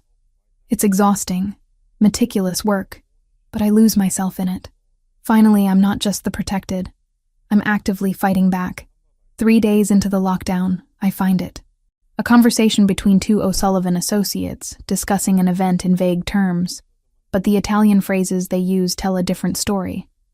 They mention Il Gala di Carità, the charity gala. Franco's hosting one next week, a high-profile event he can't easily cancel without looking weak or scared. They're planning something at your gala, I tell Franco, pulling him into the study. Listen to this part. I play the recording, translating as it goes. The men discuss positioning, timing, creating chaos to send a message. One mentions Ryan specifically. Il cane rabbioso, the rabid dog. They're using him as their weapon, expendable and desperate. Franco's expression darkens with each word. They're going to use Ryan to attack the gala, make it look like a lone stalker while O'Sullivan benefits from the chaos. Can you cancel it? No. Canceling shows weakness, and weakness invites more attacks. He paces, mind clearly working through scenarios. But we can use this, set a trap. Over the next 2 days, we plan meticulously. Franco coordinates with his security team and carefully selected police contacts, officers who owe him favors or share mutual interests in keeping organized crime from spiraling into public violence. The gala will proceed as scheduled, but with layers of hidden protection. Plainclothes officers mixed with guests, sniper positions on surrounding buildings, exit routes mapped and secured. And me. Franco wants me nowhere near the event, but I push back hard. Ryan's obsessed with me, I argue. If I'm there, he'll focus on me. Predictable. You can control that. Absolutely not. I won't use you as bait. I'm not asking permission, Franco. I soften my tone, reaching for his hand. I'm telling you I'm doing this. With or without your approval. We end this now. Together. Or it never ends. The word together shifts something in his face. He closes his eyes, exhales slowly. When he looks at me again, it's with resignation mixed with something deeper. Respect, maybe. Or fear of losing me. If we do this, you wear a wire. You stay in Anthony's sight at all times. The second anything feels wrong, you leave. Those are my terms. I can live with those terms. Carlo, blessedly unaware of the specifics, accepts our explanation that he's staying with Franco's most trusted associate and his family for a few days. People who have a big house and 3 dogs. The distraction works well enough. As we say goodbye, Carlo hugs me tight. You're coming back, right? He asks. Of course I am. I promised I'd help you finish that spaceship, didn't I? The night of the gala arrives wrapped in unseasonable warmth. I wear a dress Franco had delivered. Deep burgundy. Elegant without being flashy. It makes me feel like I'm playing a role in someone else's life. Anthony fits me with the wire. A tiny microphone barely visible beneath the fabric. You stay close to the east wall, Anthony instructs, his usual quiet demeanor intensified by focus. That gives you clearest exit routes and best sightlines for our team. Mr. Ricchetti will remain visible but mobile. If anything happens, we move first. You follow. The venue is stunning. A converted warehouse turned art gallery space with exposed brick, soft lighting, and enough wealthy donors to fund several charities over.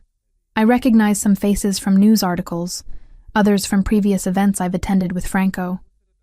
Everyone smiles, drinks champagne, pretends this is just another glamorous evening. Franco appears at my side, devastating in a black suit that probably costs more than my entire year's rent used to. You look beautiful, he murmurs, hand settling at the small of my back. And terrified. Can you blame me? No. But you're the bravest person I know. He leans in, lips brushing my ear. This ends tonight. Then we can finally breathe. The first hour passes without incident. I make small talk with donors, accept compliments on my dress, sip water pretending it's wine. Franco works the room like the professional he is, shaking hands, making connections. To anyone watching, it's a perfect evening. Then I see him. Ryan, dressed in catering staff uniform, moving along the far wall with a tray of empty glasses. He looks thinner than I remember, eyes sunken and fevered. When his gaze finds mine across the room, something in his expression shifts, triumph mixed with madness. I don't run. Instead, I touch the wire, subtle signal to the team monitoring. Franco's already moving, having spotted Ryan seconds after I did. But Ryan's faster than expected, abandoning the tray and pulling something from his jacket. Gun. Small caliber, but deadly enough in a crowded room. Panic ripples through nearby guests as they register the weapon. Ryan moves toward me, singularly focused, and I force myself to stand still. Predictable, I remind myself. Be predictable so they can control this. Megan? Ryan's voice cracks across the space. You need to come with me. Now. These people are lying to you, manipulating you.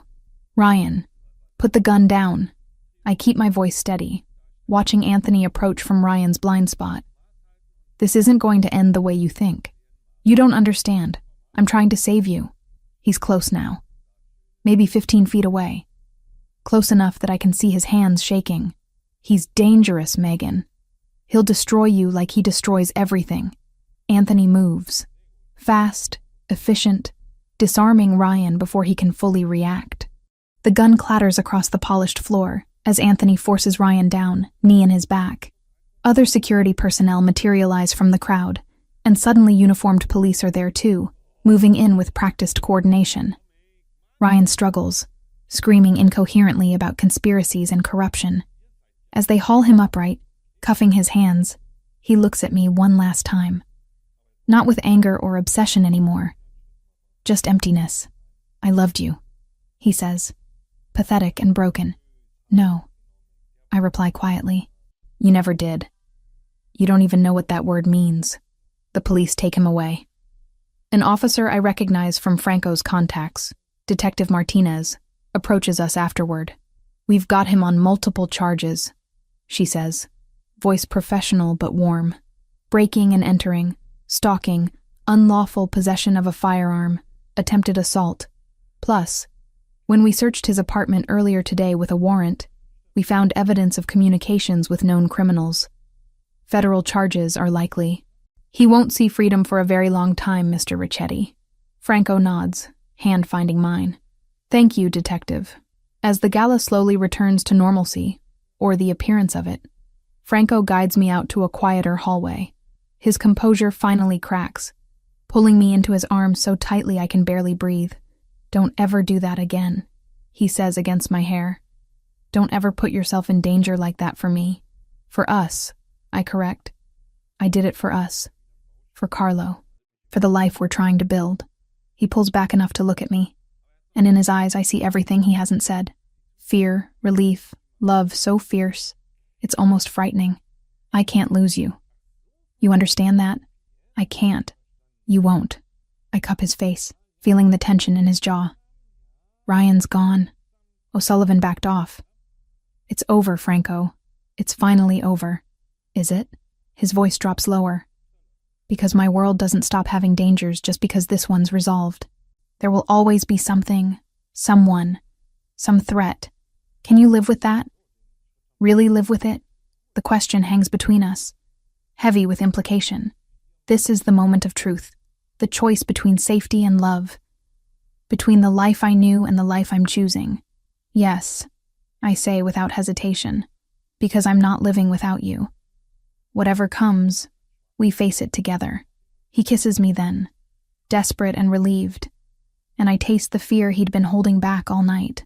When we break apart, his forehead rests against mine. "Together," he repeats, like a vow. "Always together." Later, after we've collected Carlo from his temporary guardians and returned home, the three of us sit in Franco's living room. Carlo, exhausted and confused by the disrupted routine, falls asleep curled between us on the couch. Franco's arm wraps around both of us, protective and possessive. "This is what I was afraid of," he admits quietly, caring this much, having this much to lose. "But you have it now," I reply, resting my head on his shoulder. "We both do, and that's worth the fear." He kisses the top of my head, hand gently smoothing Carlo's dark hair. "Yeah," he murmurs. "It really is." The art gallery is a fortress disguised as a sanctuary of culture. From the outside, it looks exactly like what the invitation promised. An exclusive vernissage for a reclusive Italian sculptor, complete with valet parking and a red carpet that bleeds onto the damp pavement. But I know better. I know that the man parking the black sedan 3 cars down is wearing a tactical vest under his jacket. I know the waiters circulating with trays of champagne are Anthony's men, their eyes scanning waistbands and pockets instead of empty glasses. And I know that I am not here to admire marble statues. I am here to be hunted. "Breathe," Franco whispers against my ear, his hand resting on the small of my back. His touch is the only thing grounding me to the floor, which feels like it's tilting beneath my heels. "You are trembling." "I'm terrified," I admit, keeping my voice low. The wire taped to my chest itches against my skin, a constant physical reminder of the danger we court. He's going to come, isn't he? He really believes I'm here to meet him. He believes what he wants to believe. That is his weakness, and our advantage. Franco's thumb strokes the silk of my dress, a rhythmic motion that contrasts with the lethal alertness in his eyes. He looks devastating tonight, a king in a bespoke tuxedo. But the predator beneath the polish is closer to the surface than I have ever seen. Anthony has the perimeter. I have you. Nothing touches you tonight, Megan. Not even a shadow. I nod, forcing my shoulders to drop. We move into the main hall, a cavernous space with high industrial ceilings and stark white walls that make the art pop with aggressive clarity. The crowd is a mix of Franco's legitimate business associates, curious socialites, and undercover officers who stick out to me only because I know what to look for.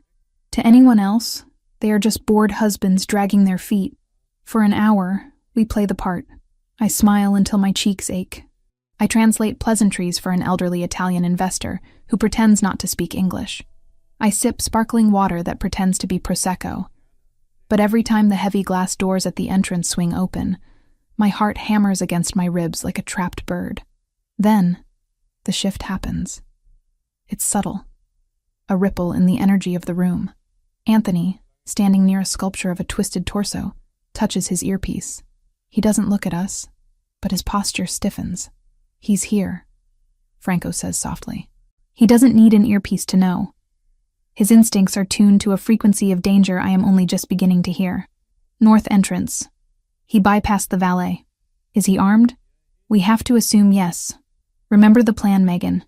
Do not engage until he commits. We need the threat to be undeniable for the warrant to stick. I swallow the lump of acid in my throat and separate from Franco. This is the hardest part. To be the bait, I have to be alone. I walk towards the quieter section of the gallery, a narrow corridor displaying smaller busts. My heels click on the polished concrete, counting down the seconds. The air here is cooler, the noise of the party fading into a distant hum. I stop in front of a piece called The Fall. It's fitting.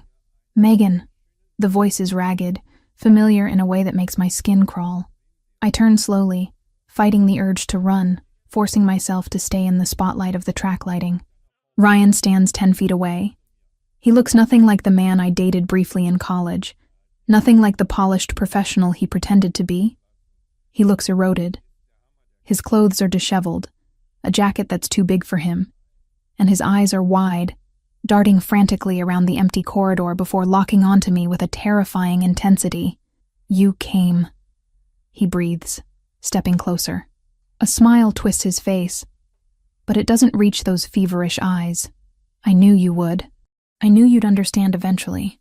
Ryan, I say, my voice steady despite the adrenaline flooding my system. You need to leave. You can't be here. No, you don't get it. He shakes his head, a violent motion. I'm here to save you. That man, Richetti, he's poisoning you, Megan. He's a criminal, a monster. I've seen the files. I know what he is. He's the man protecting me from you. I counter, stepping back as he advances. Every step he takes is being recorded.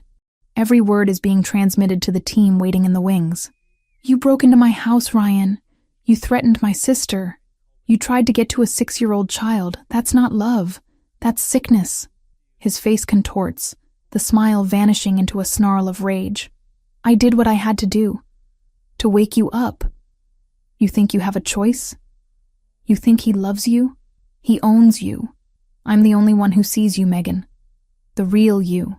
He's close now. Too close. I can smell the stale sweat and desperation on him. He reaches into his jacket pocket, and time seems to liquefy, slowing down to an agonizing crawl. I see the glint of metal. Come with me, he commands, his voice rising to a shout. He pulls the gun, a small black pistol that shakes in his grip. Now! Or I swear to God, I'll make sure no one else can have you.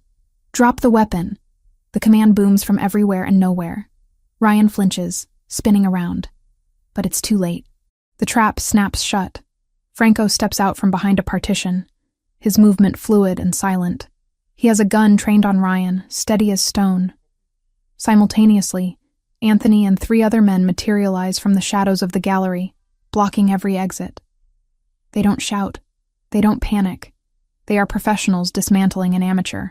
It's over, Bennett, Franco says, his tone conversational, almost bored, which is more terrifying than any scream. Put it down before you make a mistake you won't live to regret. Ryan looks wild, cornered.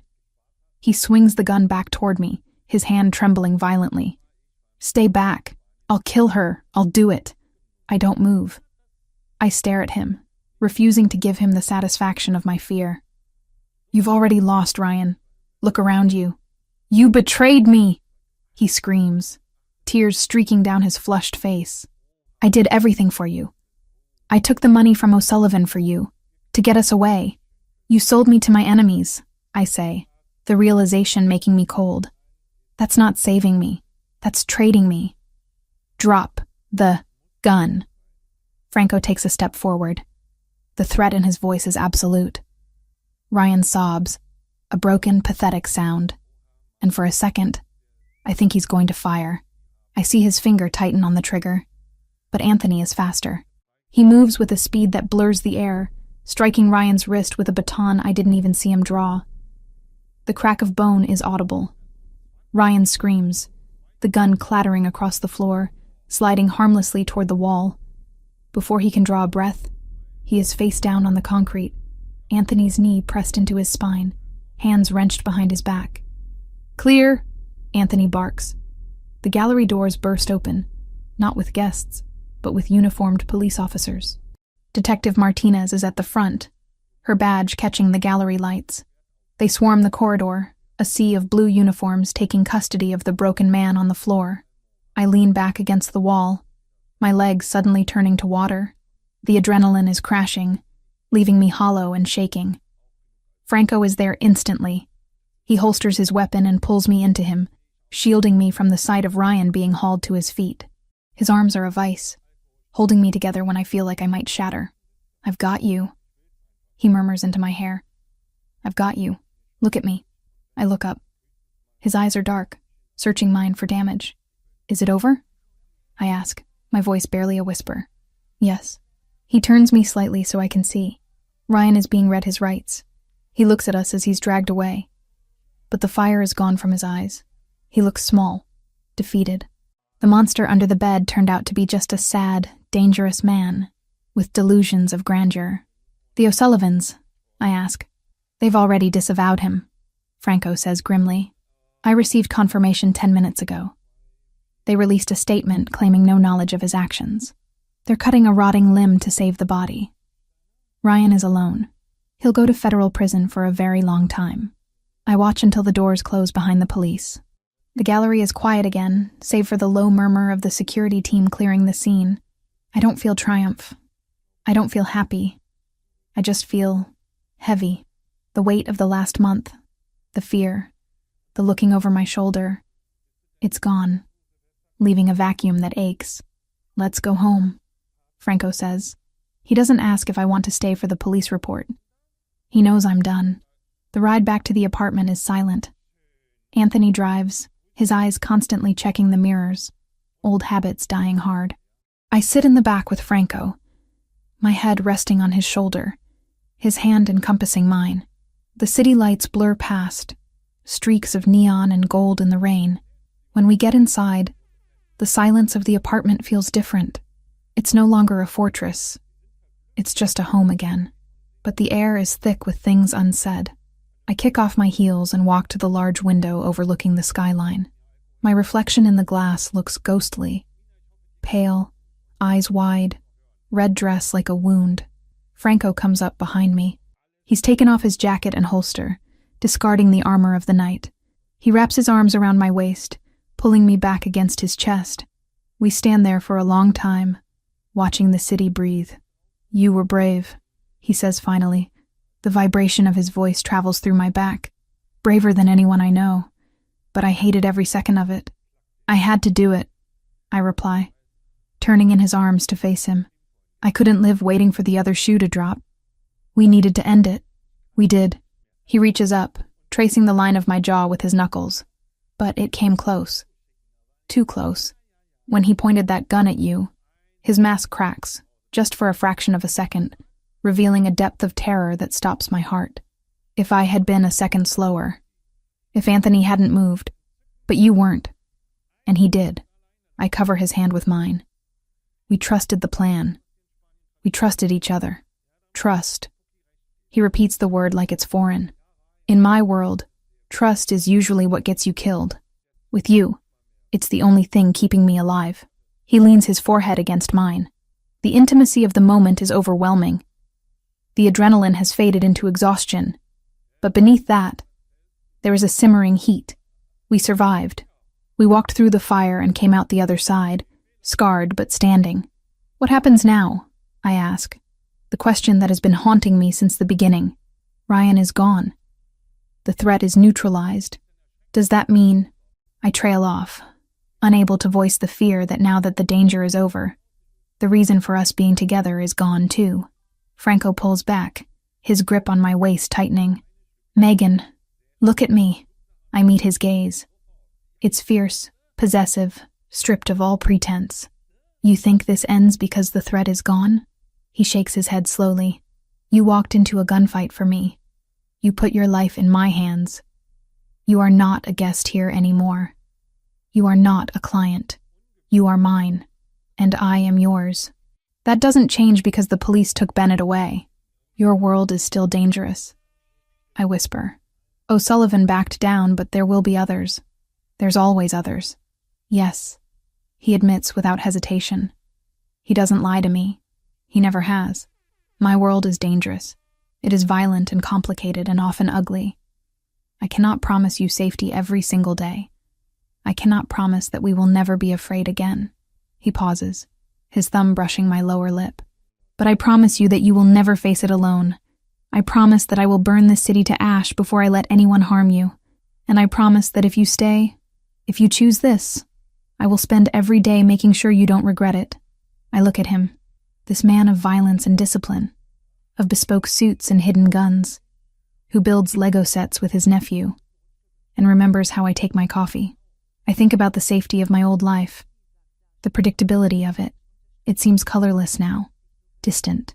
I don't want safe, I say, the realization solidifying in my chest. I tried safe. It didn't stop a stalker from breaking into my house. It didn't give me this. I press my hand over his heart. I choose this. I choose you. Franco lets out a breath he seems to have been holding for weeks. He kisses me then, not with the desperate urgency of the balcony, but with a slow, claiming deepness. It's a seal. A contract signed not in blood, but in breath. Then we start. He murmurs against my mouth. Tomorrow, we bring Carlo home. We tell him he can go back to school. We have dinner. We live. We live. I echo. Outside, the rain begins to fall again, washing the streets clean. Inside, the lights are warm. The gun is locked away. The nightmare is over. But as I stand there in the arms of the Mafia boss who saved me, I know that the real story, our story, is just beginning. It won't be easy. It won't be simple. But for the first time in my life, I'm not looking for the exit. I'm exactly where I'm supposed to be. 2 months have passed since the gallery, and I still wake up some mornings waiting for the adrenaline to hit. But today, the only thing racing is my heart as I unlock the door to my own apartment. The scent of fresh paint and lemon cleaner greets me, a sharp, clean smell that has replaced the lingering memory of fear. Franco stands behind me, holding the last box of my books. He doesn't step inside immediately, respecting the boundary of this moment. This is my reclaiming. My territory, restored. It looks different, I say, walking into the living room. The walls are a warmer shade of cream. The furniture rearranged to catch the morning light better. New security system, Franco points out, nodding toward a discreet panel by the door. Reinforced locks. Shatterproof glass on the balcony doors. Subtle, but impenetrable. Thank you, I murmur, running a hand over the back of my sofa. It feels solid. Real. You don't have to stay here tonight, he reminds me, his voice low. My place is, well, it's quiet without you. I turn to face him. He looks out of place in my modest living room. Too tall, too expensive, too dangerous for this world of IKEA furniture and throw pillows. Yet looking at him, I don't see the Mafia boss who commands armies. I see the man who spent last Tuesday helping me decipher a particularly tricky translation of a 17th century Venetian contract. I know, I say, stepping closer until I can rest my hands on his chest, but I need to know I can. I need to know this part of my life still fits. And does it? I think so. But maybe it needs a little adjusting. I smile, rising on tiptoes to kiss him. I'll come over for dinner tomorrow. Carlo promised to show me his new school project. He relaxes, the tension I hadn't realized he was holding draining from his shoulders. He asks about you every morning. Is Megan coming? Did you call Megan? It's relentless. He's a good kid. We're lucky.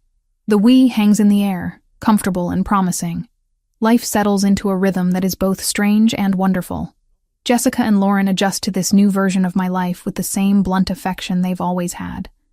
Trading the panicked daily check-in texts for memes about overprotective men and screenshots of apartment listings I'm never actually going to move into now. I maintain my independence, taking on translation projects, meeting deadlines, paying my own bills, but the edges of my world have expanded to include Franco's.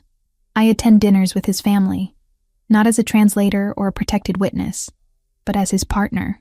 His aunt, a formidable woman named Zia Rosa, who cooks like an angel and judges like a magistrate, eyed me suspiciously for exactly 3 visits before deciding I was worth feeding. Now, she piles my plate high with osso buco and asks when I'm learning to make proper gnocchi. She likes you, Franco observes one Sunday, watching me try to decline a 3rd serving of tiramisu. She told me I need to eat more if I'm going to handle you, I laugh, leaning back in my chair. Apparently you're molto impegnativo, very demanding. Is that so?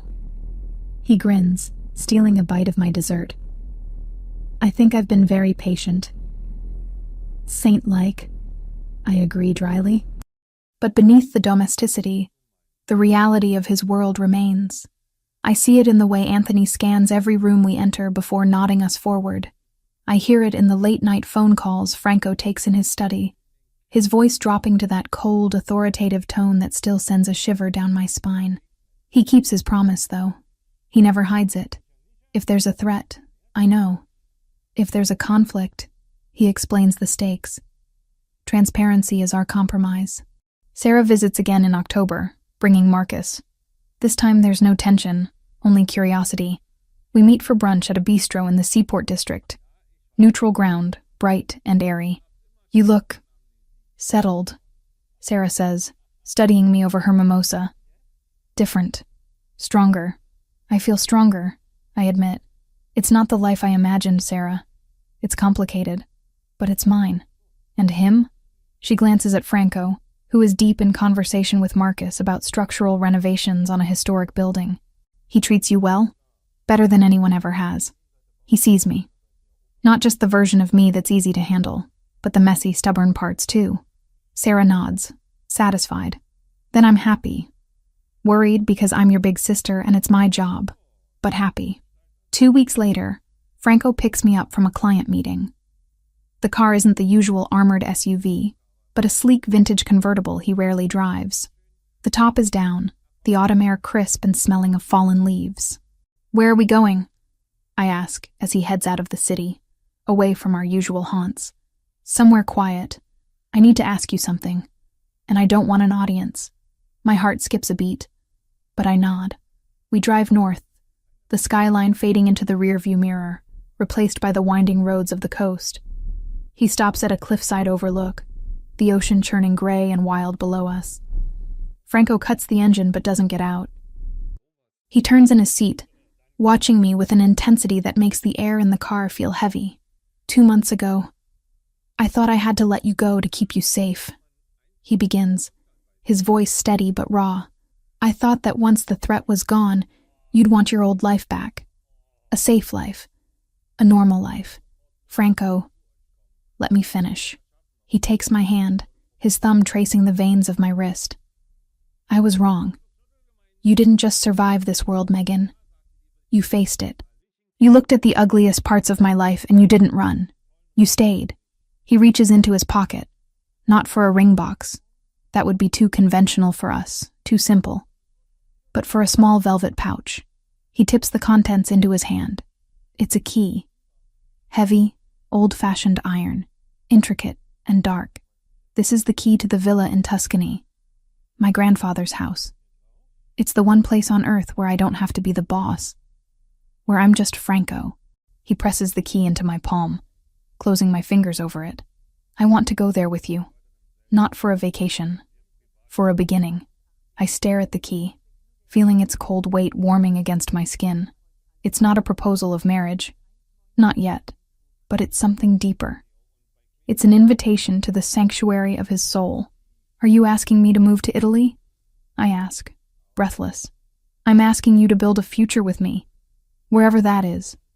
Boston, Tuscany, anywhere. But I want you to know that my home isn't a place anymore. It's you. Tears prick my eyes, hot and sudden. I'm not going anywhere, Franco. I told you. I choose this. I choose you. Then keep the key, he whispers. Open the door. I lean across the console, kissing him with everything I have. Gratitude, love, hope. It tastes like salt air, and promise. The final scene of our story isn't a grand explosion or a dramatic rescue. It's a Tuesday night, 3 weeks later. We are at Franco's house. The kitchen is warm, smelling of garlic and roasting tomatoes. I'm chopping basil at the island, a glass of wine near my hand. Franco is at the stove, stirring sauce with the concentration of a bomb disposal expert. Carlo sits at the table, legs swinging, reading a book about sharks aloud to us, stumbling over the big words like cartilaginous. Is that a real word? He asks, looking up. It is, I answer, tossing a handful of basil into the pot. It means made of cartilage, like your nose and ears. Gross, Carlo giggles. Franco looks over his shoulder, spoon suspended in midair. He catches my eye, and a silent communication passes between us. Acknowledgement, contentment. The phone on the counter buzzes. An encrypted message from Anthony about a shipment delay. Franco glances at it, his expression tightening for a fraction of a second. The world outside is still dangerous. The wolves are still circling. But then he looks back at me, at Carlo, at the pot of sauce bubbling on the stove. He puts the phone face down. He turns off the burner. Dinner's ready, he announces. We sit down together. The three of us. A family forged in fire, bound by choice. Outside, the wind howls against the glass, cold and biting. But inside, there is light. There is laughter. There is enough. And for the first time in a long time, when I look at the future, I don't see a question mark. I see this table. I see these faces. I see home.